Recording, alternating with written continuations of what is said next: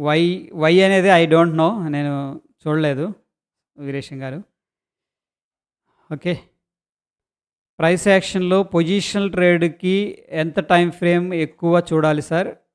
Price యాక్షన్‌లో positional ట్రేడ్‌కి okay. ఎంత టైమ్ ఫ్రేమ్ చూడాలి సార్? ట్రెండ్ అనలైజ్ చేయడానికి అండ్ మినిమమ్ ఎన్ని మంత్స్ వెయిట్ చేయాలి? జనరల్‌గా వీక్లీ టైమ్ ఫ్రేమ్ అనలైజ్ చేయటం స్టార్ట్ చేయండి. ఓకేనా? So, yeah! స్వాగతమ కృష్ణ మీ మెసేజ్ ఎందుకో ట్రేస్ అవుతుంది. గమనించండి ఏం టైప్ చేశారో. హా! వీక్లీ టైమ్ ఫ్రేమ్ అనేది ప్రిఫరబుల్ అండి. ఏది మన పొజిషనల్ ట్రేడ్ అనేది మీరు తీసుకోవాలనుకుంటే. But not for bank Nifty and Nifty వీటిల్లో కాదు. ఇన్వెస్ట్‌మెంట్ కోసం స్టాక్స్‌లో నేను చెప్తుంది. నిఫ్టీ, బ్యాంక్ నిఫ్టీ అవి చేయాలంటే మీరు డైలీ టైమ్ ఫ్రేమ్స్ గానీ అట్లా చేసుకుంటే సరిపోతుంది. లేకపోతే 1 hour time frame consolidation breakout అయినా పొజిషనల్‌గా అంటే మనం ఇప్పుడు బ్యాంక్ నిఫ్టీ అయితే నెలలు మనం హోల్డ్ చేయలేం. ఎందుకంటే 1 వీక్ తర్వాత ప్రైసెస్ అనేది ఎక్స్‌పైర్ అయిపోతాయి కాబట్టి. సో, అటువంటివి చేసేటప్పుడు మీరు daily time frame, 1 hour time ఫ్రేమ్‌ని చూసుకోండి. మార్కెట్ స్ట్రక్చర్ చేయటం. దాని తర్వాత బేస్డ్ ఆన్ దట్ ఏంటంటే మీరు రిస్క్ తీసుకోవచ్చు. And yeah! And Appalanaidu garu అడుగుతున్నారు. I want to become a day trader. So, what's your suggestion?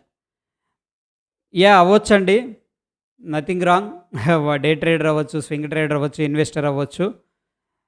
But before that ఏంటంటే మనం కొన్ని కాన్సెప్ట్స్ మీద గ్రిప్ అనేది తీసుకొచ్చుకోవాలి. అంతే simple.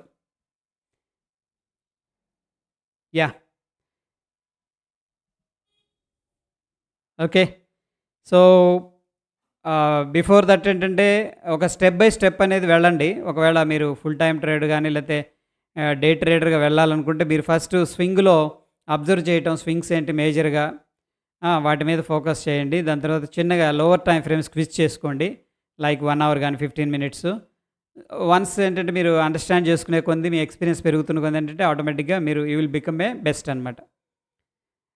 And Radhe developer entry and stop loss. Radhe developers.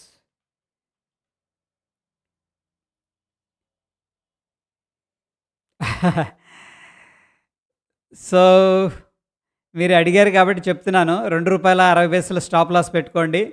Okay. యాక్చువల్‌గా ఎంట్రీ అయితే మీరు రూ. 3.35 దగ్గర ఎంట్రీ తీసుకోవచ్చు.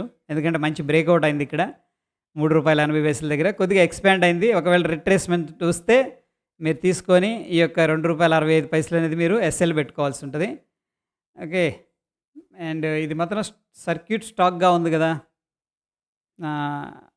వెరీ డిఫికల్ట్ మనం అనుకున్న ఈ ఎగ్జిక్యూషన్. ఎందుకంటే మనకి ఇవన్నీ కూడా డైరెక్ట్‌గా సర్క్యూట్‌లో ఓపెన్ అయిపోతాయి. మనకి ఆర్డర్స్ ఇవన్నీ ఎగ్జిక్యూట్ కావు.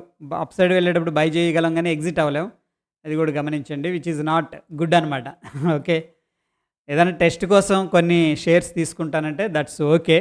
బట్ డోంట్ గో మోర్ ఎందుకంటే చిన్న ప్రైస్ కదా అని చెప్పేసి రిస్కీ బెట్స్ ఉంటాయి ఇవి. ఓకే. Any questions friends?